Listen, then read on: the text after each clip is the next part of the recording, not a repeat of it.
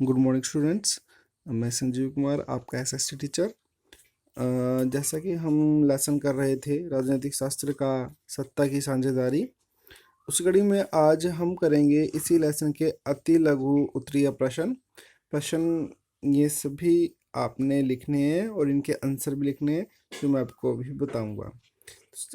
तो चलिए शुरू करते हैं। सबसे पहले हमारा क्वेश्चन है, श्रीलंका में गृह युद्ध के क्या कारण थे। जैसे कि आपको पता है कि 1956 में श्रीलंका में सिंहली लोगों की संख्या अधिक होने के कारण वहाँ पर तमिलों की मांगों, उनके अधिकारों को रौंद दिया गया और सिंहली भाषा को राजभाषा घोषित कर दिया गया था। तमिल लोगों को वहाँ की शिक्षा प्राप्त करने और नौकरियों में अधिकार नहीं दिए गए थे। तो ये सब कारण थे। वहाँ पर तमिल और सिंहली भाषा बोलने वाले लोगों के बीच एक युद्ध जैसी स्थिति पैदा हो गई थी। इसको ही श्रीलंका का गृह युद्ध कहा जाता है। तो अगला क्वेश्चन शुरू करते हैं। स्थानिक या जातीय से आपका क्या अभिप्राय है। स्थानिक या जातीय एक ऐसा समूह है जिसमें सभी लोगों के सांस्कृतिक आदर्श एक समान होते हैं। सभी लोगों की जाति, धर्म, भाषा एक दूसरे से मिलती है और सभी लोगों के विचार एक जैसे होते हैं। वो अपने आप को एक ही पूर्वजों के वंशज मानते हैं। उसे ही स्थानिक या जातीय हम बोलते हैं। अगला क्वेश्चन है, बेल्जियम के मॉडल की मुख्य विशेषताएं, मुख्य बातें क्या है। वेरी इंपॉर्टेंट क्वेश्चन है। बेल्जियम में जो केंद्र सरकार बनी है, जैसे मैंने आपको बताया था, तो उस केंद्रीय सरकार में डच भाषा बोलने वालों और फ्रेंच भाषा बोलने वालों मंत्रियों की संख्या जो थी एक समान है। तथा वहाँ पर जो सामुदायिक सरकार बनी थी, उस सरकार में अलग अलग समुदाय के प्रतिनिधित्व, दोनों को अलग अलग प्रतिनिधित्व प्राप्त हुआ है। अगला क्वेश्चन, श्रीलंकाई तमिल तथा भारतीय तमिल कौन थे। जैसा कि हम बड़े क्वेश्चन में चर्चा कर चुके हैं, श्रीलंकाई तमिल वो तमिल भाषा बोलने वाले लोग थे जो मूल रूप से श्रीलंका में ही निवास करते थे, शुरू से ही श्रीलंका में है और वो तमिल भाषा बोलते थे।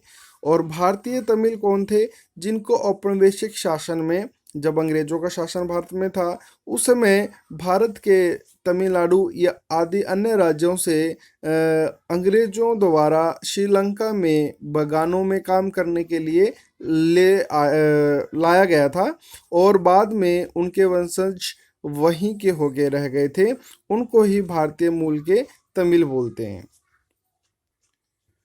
अगला क्वेश्चन है, बहुसंख्यकवाद का क्या अर्थ है। बहुसंख्यकवाद एक भावना है। ये भावना किसी भी देश में बहुसंख्यक समुदाय के लोगों के द्वारा पनपती है। वह देश का शासन अपनी मर्जी से तथा अपनी इच्छा से चला सकते हैं तथा वह अपने देश के अल्पसंख्यक समुदाय, जिनकी संख्या कम होती है, उनकी भावनाओं, इच्छाओं और आवश्यकताओं को अनदेखा कर देते हैं। अगला क्वेश्चन हमारे पास है, गृह युद्ध का क्या अर्थ है।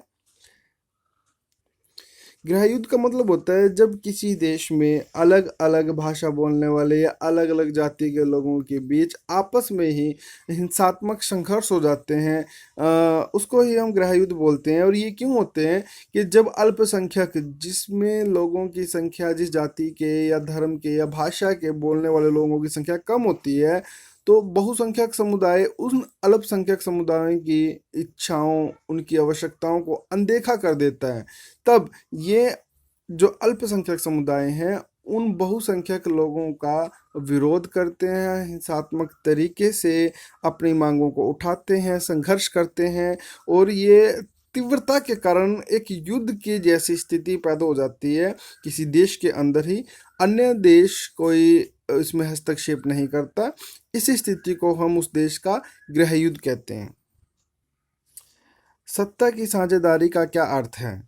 सत्ता की साझेदारी का मतलब है कि देश में जितने भी अलग अलग समूह होते हैं, चाहे वो भाषा के आधार पर, धर्म के नाम पर होते हैं, उन सभी में सत्ता को, शासन व्यवस्था को एक बराबर हिस्से में बांटना तथा उनको सरकार में स्थायी या हिस्सा देना, जिससे कि अल्पसंख्यकों का शोषण ना हो, देश में सभी जातीय समूहों को एक बराबर सत्ता में हिस्सेदारी मिले और देश में लोकतांत्रिक व्यवस्था सही तरीके से चलती रहे। किसी भी लोकतांत्रिक देश के लिए सत्ता की साझेदारी बहुत अनिवार्य होती है।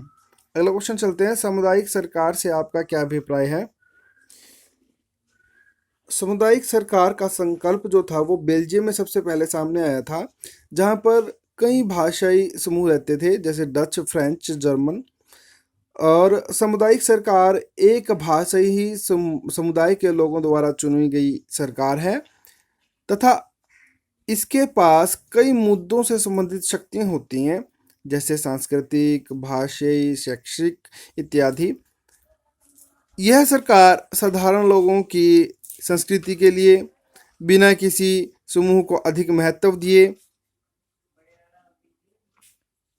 और सबको एक समान साझे सत्ता दिए या शासन व्यवस्था की सबकी इच्छाओं को साथ लेते हुए कार्य करती है।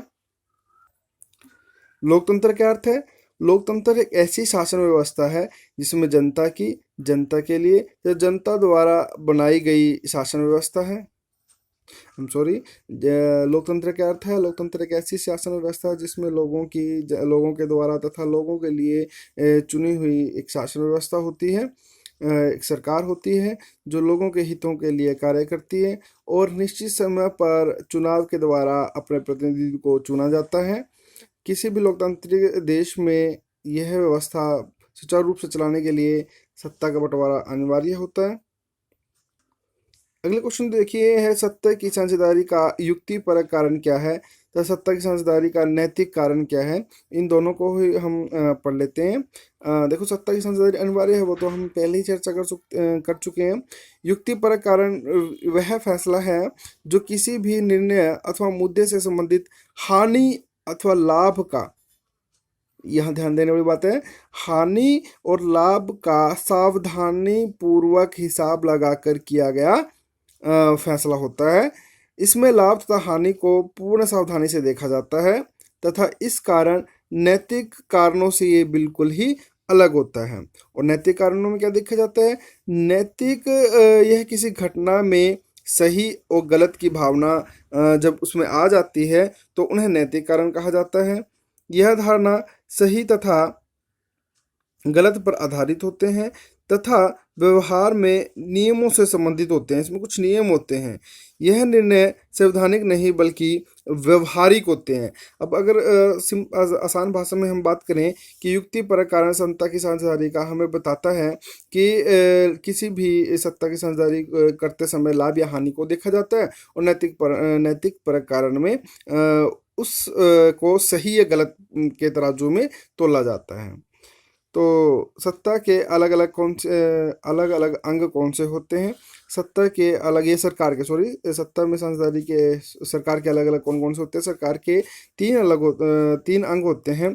विधायिका, जिसको विधान पालिका ही बोलते हैं, कार्यपालिका दूसरा हो गया और तीसरा है न्यायपालिका।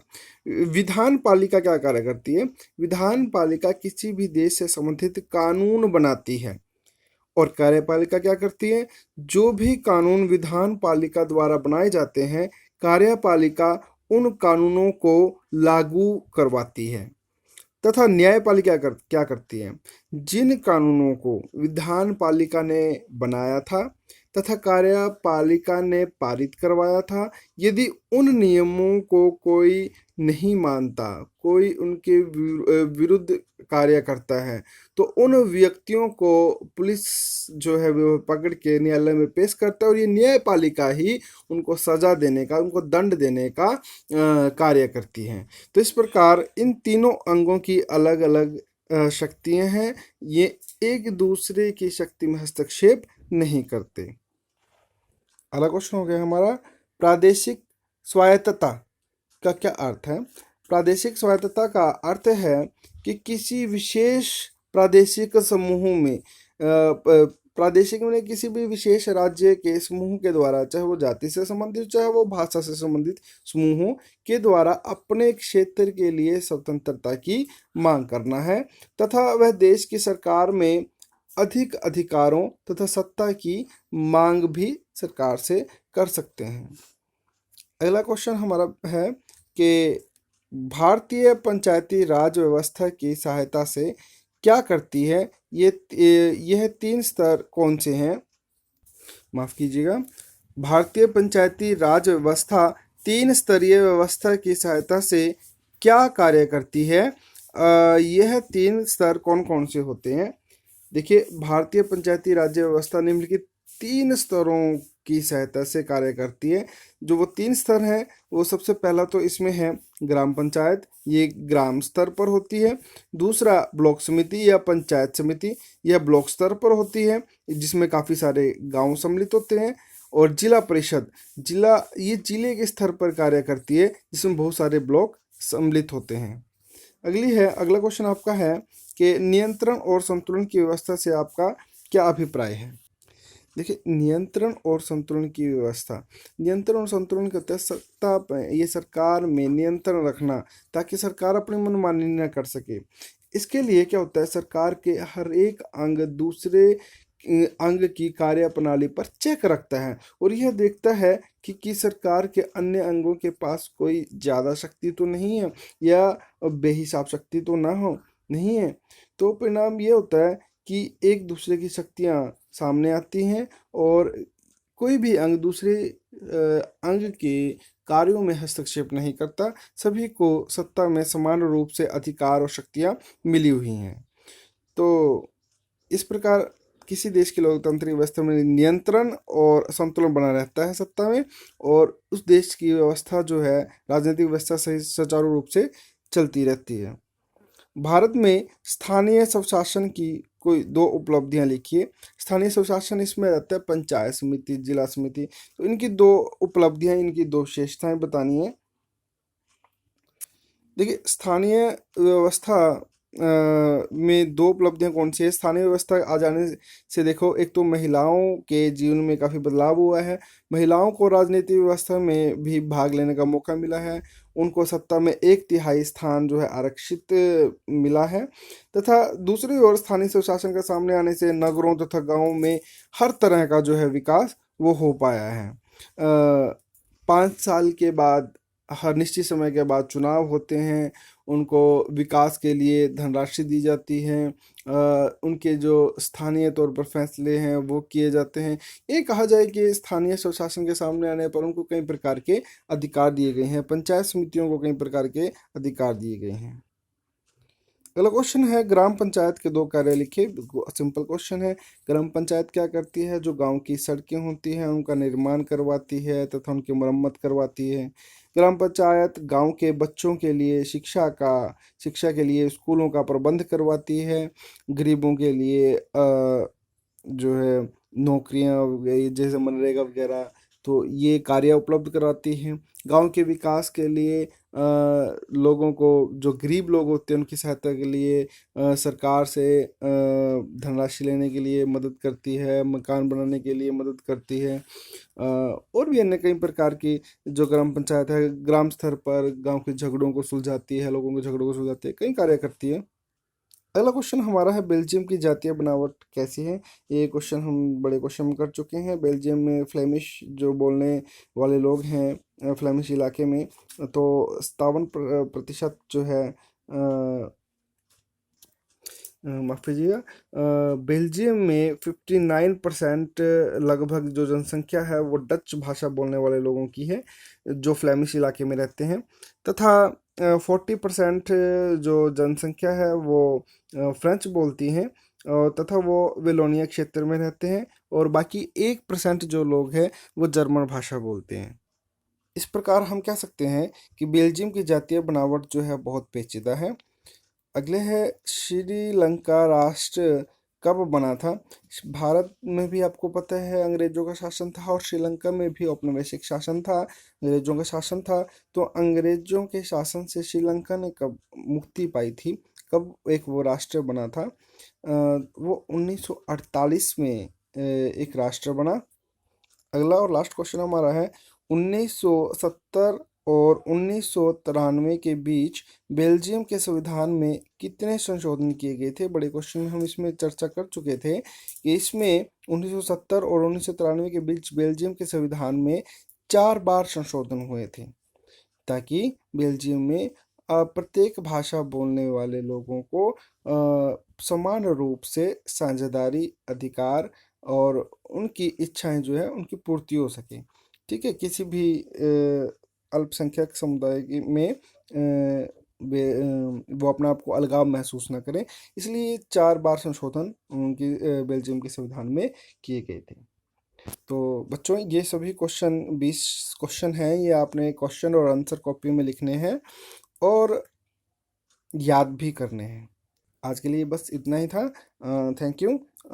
कल हम इसी लेसन के कुछ और क्वेश्चन करेंगे।